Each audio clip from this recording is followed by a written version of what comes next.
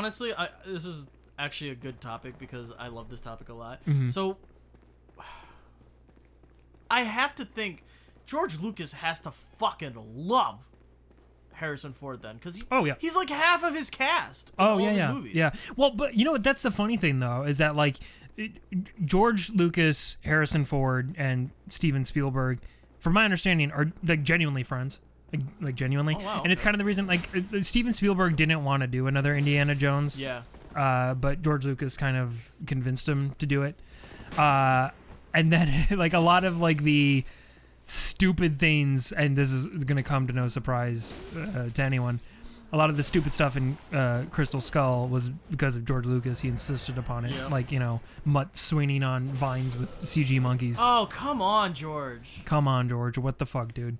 But like that's the unfortunate is like, because both Steven Spielberg and Harrison Ford have been pretty vocal about like, yeah, there's some dumb shit I didn't like in that movie, but like George wanted to do it, and I'm like, all right. Like, so it's like, they say what you will about George as a writer and like a creative dude, but like I don't know, a human being to where people are willing to do stupid shit for him. Yeah, I mean he's made friends in Hollywood, and I don't know, I've never like heard people say that he's a fucking asshole. I've heard people say that he's weird and has dumb ideas sometimes, but I don't know.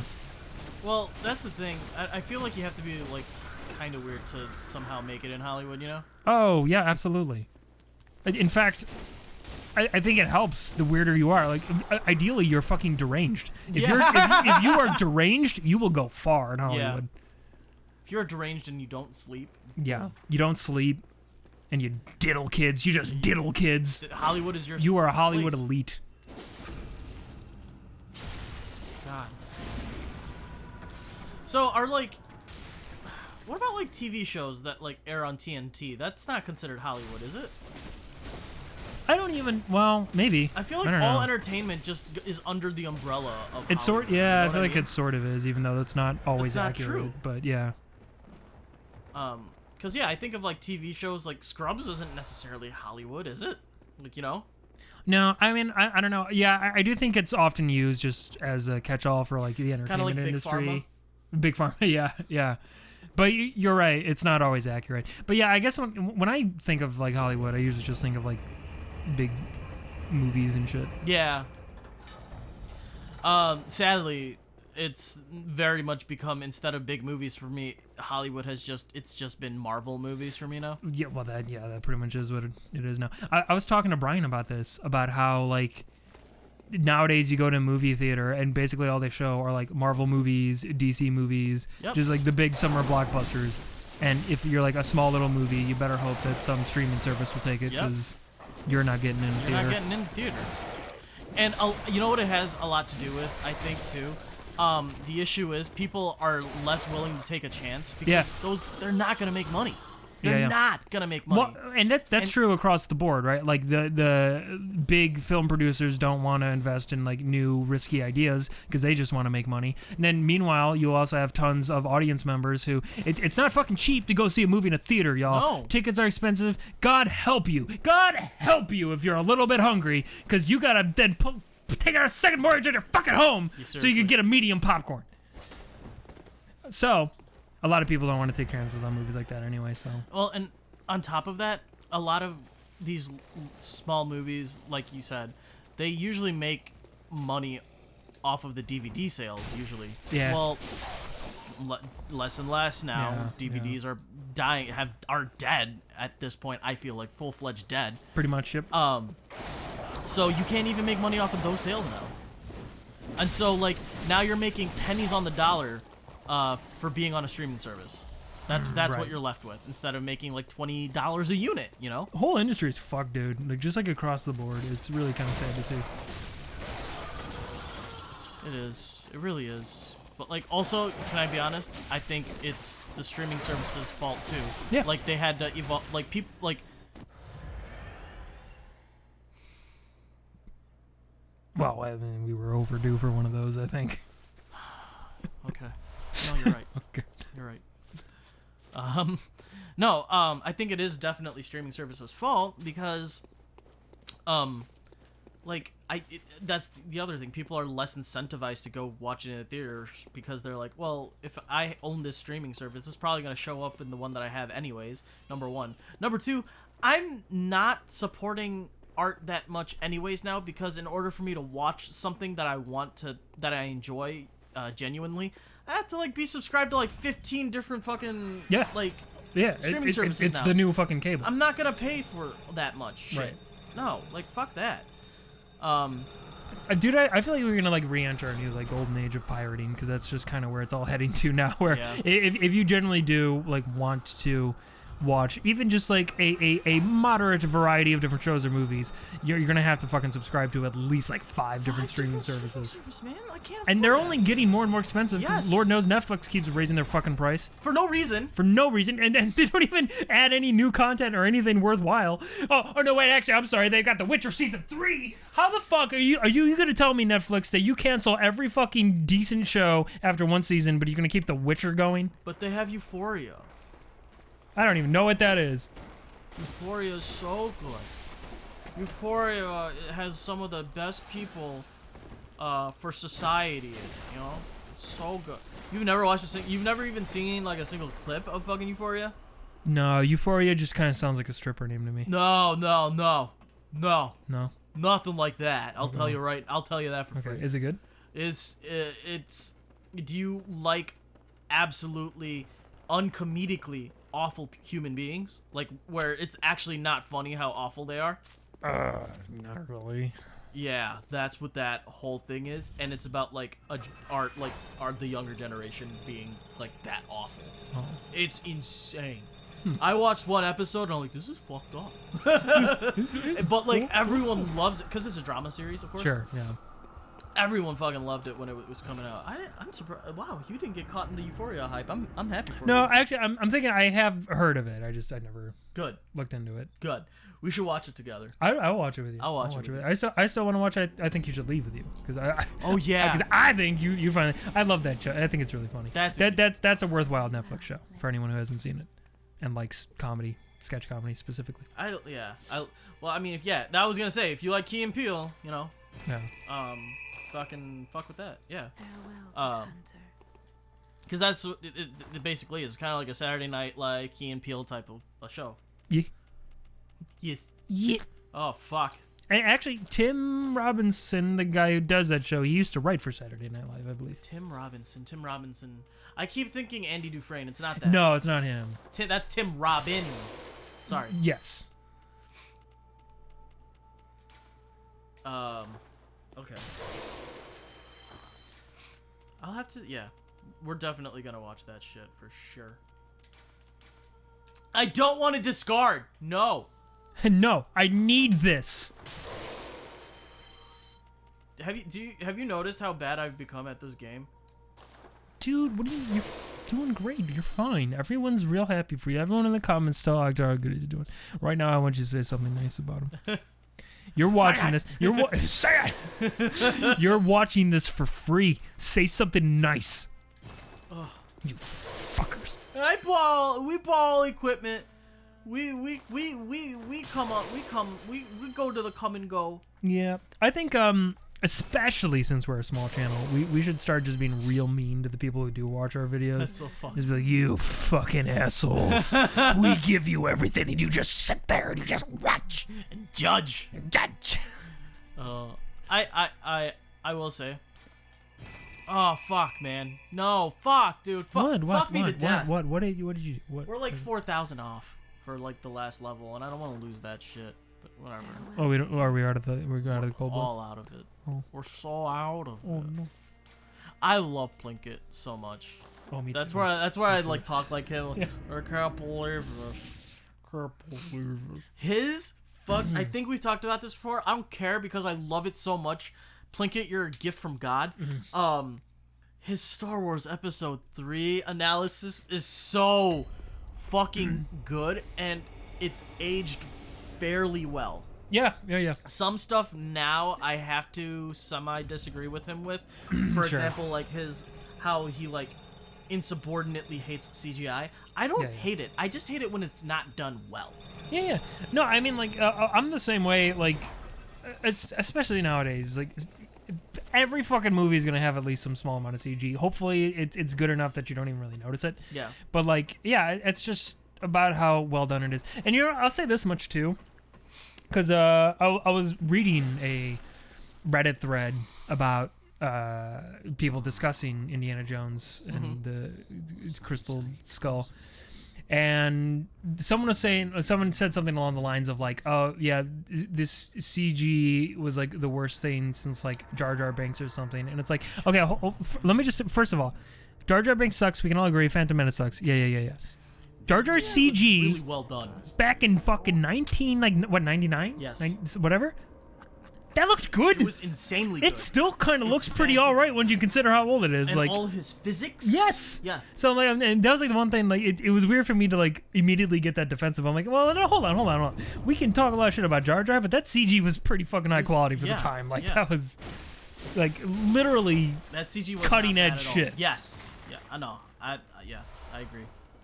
And unfortunately, because it's such a whatever the fuck movie, it just doesn't get credit for this stuff. But like they tried and did a lot of new things with Phantom Menace. Absolutely. And really kind of like pushed the whole industry forward. I mean, I was no oh that bitch.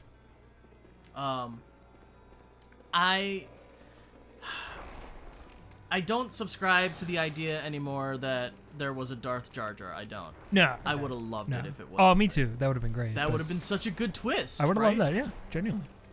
But with the way how Phantom Menace was written, you could see, like, it was Palpatine, and, it was Palpatine, at least. Someone else, I think in that same thread, mentioned something that, like, I've always known, but I never really thought of it this way. Because I always just took it for granted that, like, oh, episode 1 is episode 1, and it always has to be, right? Why does episode 1 exist? It actually doesn't really make any sense when you think about it. Because, like, if there is any semblance of a main character in that movie, which is hard to pin down, but if there is, it's Qui-Gon Jinn, right? Because you kind of follow his journey. Yes. But Qui-Gon dies at the end of it. So does the quote-unquote, not including Palpatine, the main villain, Darth Maul, dies at the end of it. And they kind of have, like, nothing to do with the rest of the series going forward. Yep. And also, like, that movie spends no time to, like, develop Anakin and Obi-Wan's or even the relationship. Yeah, right, exactly. And neither does episode 2 because they just spend that whole movie separated.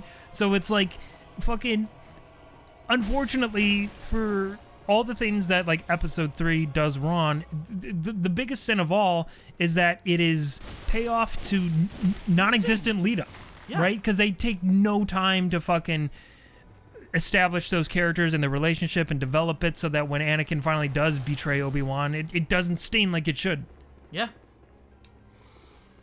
And then it makes you wonder, like, why did they start this trilogy with Phantom Menace when really, when you get down to it, all you can really take away is like, oh, this is how they found Anakin. And then, like, that's all it was. That's really all it fucking was. The rest of that movie's just kind of pointless, and it's like, why are we seeing this? It's very frustrating.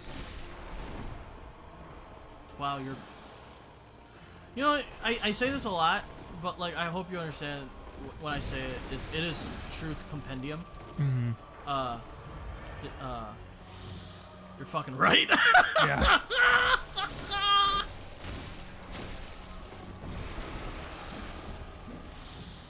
Yeah, man. I remember too. Remember when we watched it here at your house, and I was like, "Oh yeah, I remember loving that movie," and you're like, "Really?" Well, to be fair, I feel like the first time we all saw it as kids, we probably all loved it. Because I mean, like, it even if you have no idea what the fuck is going on in the movie, you see a cool dude with a double lightsaber, and you're like, "That's rad!" And like the rest just kind of falls to the wayside. You know? I feel like it was with that attitude that episode 1 was made with. It was made with us at the time in mind, not for us in the future, as well as that generation of people who very much and very soulfully followed Star Wars. Mm-hmm. And I think that's what's happening with us to the new generation now. Like, whenever we see media, I'm like, oh my god, what you guys are watching is such fucking shit.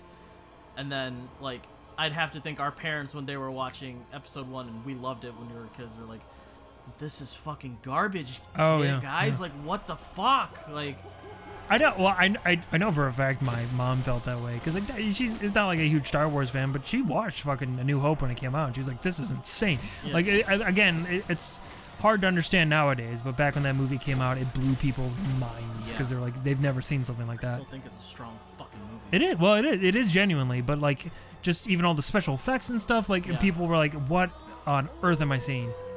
So I think there's a part of her who was excited to see Phantom Menace when it came out, and then I think she walked away from it like, what the hell was that? What the absolute hell was that? Are you serious?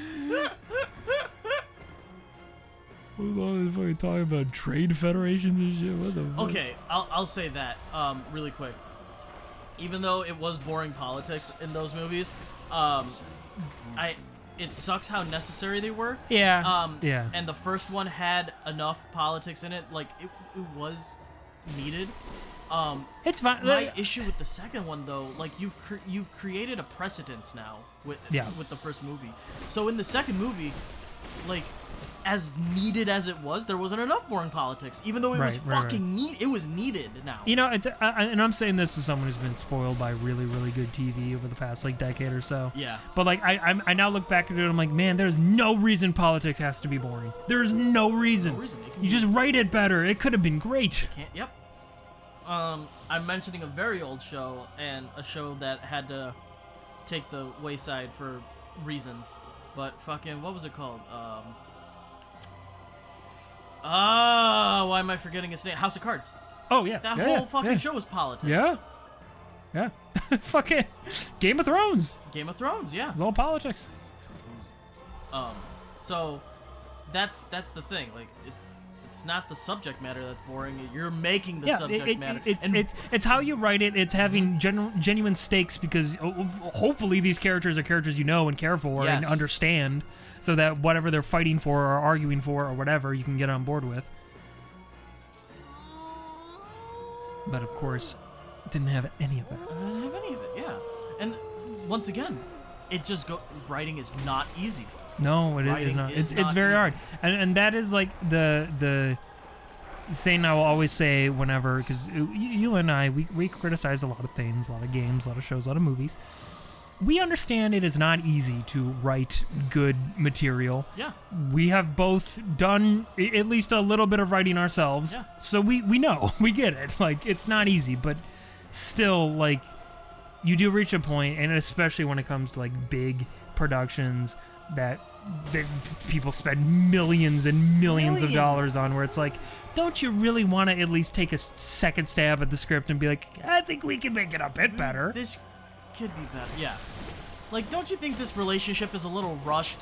We're only on page 5 here, guys. I mean, I think about that all the time, dude. Like, I could write a fucking, whatever, a 10-page script for a Fyro episode, and I'll be like just reading over it again and again and again. I'm like, I don't know, this could be better. Enough, like, it's not good enough. I could do something better. Something's missing here. Like, torture myself over it. And then you see some of these huge productions that come out, and you're like, wow, they just didn't really give a shit. Did they? Fuck. But maybe someone did. Maybe someone did, but their voice just wasn't heard because they weren't important enough. They weren't high enough up on the food chain. So, what are you gonna do? What if we just don't kill them off screen? Because that's bad. Because it's bad. Like,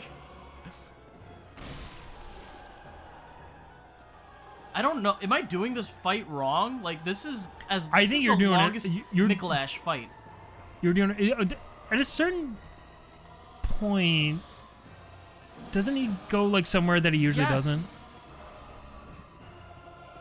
Well, he goes to like one of the bottom floors. Yeah. And that's where you do your final fight with him. See, this is one of those gimmicky bosses that, like, as an idea, I think it's kind of neat, but just like it for me, the times I've fought those bosses, I just find them really kind of irritating. Well, this has never happened with me. Oh, this is usually my experience with him. Wow. Yeah, it's just a lot of this. All right, this is where he's supposed to be. What? Oh. Yeah, that's what's supposed to happen. Yeah. Okay. And then I'm supposed to fucking run around, find him from above, and then that's where the final fight happens. Yeah. Yep.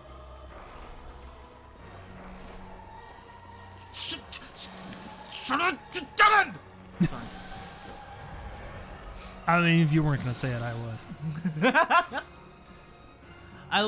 The one thing that I like is like you're running around and you're like, I don't think I know I'm in a nightmare of some sort. You forget that you're in Mikolash's fucking dream. Yeah. At one point. And then this happens and you're like, oh, that's fucking right. I had to like touch a dude's skull to get here.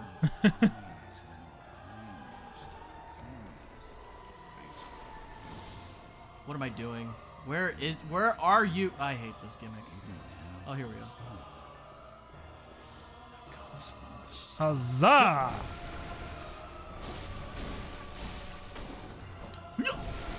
That has so much forgiveness and like staggering you.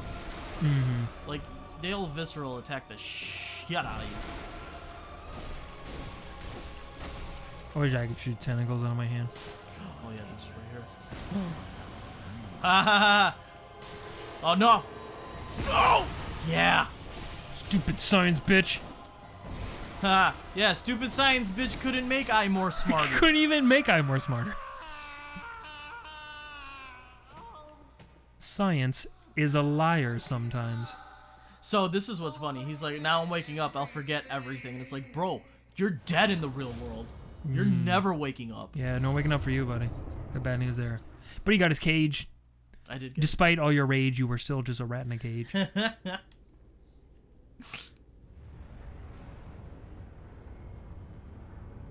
is happening? Mikey, what is happening? What? What's happening? Oh. Moving on up. This is not the appropriate song for this game. Something I love about From Software games is that like the character you play as, despite being just like a monster who goes through and kills all these like otherworldly beings and monsters and all this shit, he always just looks so bumbling and confused. Like, what's happening? Yeah, what did I do? What is that? You're right. So it's like he didn't mean for any of this shit. He just wanted to kill a dude. Yeah. And then he killed a dude, and then stuff's happening. He's like, what? Oh. Oh, okay. Okay. I'll get it, I guess. Yeah, sure, I'll go that way. Didn't even mean to. But Got me this far. yeah. You know? Maybe there's someone else to kill over there. Oh. So, that's one of the things I hate to bring this up, but that's one of the things that I like about fucking the first Metal Gear Solid a lot, was like, exactly those things. You're this fucking killer, you're in this fucking place, you have a mission to do. Yeah. Bumbling fucking idiot. You don't know what the fuck is going on. Yeah. And everyone does not shy away from telling you that. Like, every boss you kill, they're just like, you don't fucking know actually what's going down. And Snake's like, then fucking tell me. Yeah. What the fuck? No, I do love it in that game that like Snake, like that's kind of the whole reason that like I made that like TikTok that I did. It's because throughout that entire game, like Snake has no idea what the fuck is going on, and then anytime like someone tries to explain something to him, Snake will just repeat it with a question mark. Like someone will say something and he's like, huh? Like, recourse. Recourse. What is that? Snake, go through that door. Door. Here's a cardboard box. Box. Yes! What is this? God. You know, it's a little bit shorter, but that's actually kind of a pretty decent endpoint, right? You beat a boss and did a thing, and yeah. Beat a boss, call me Big Boss. Call me Big Go.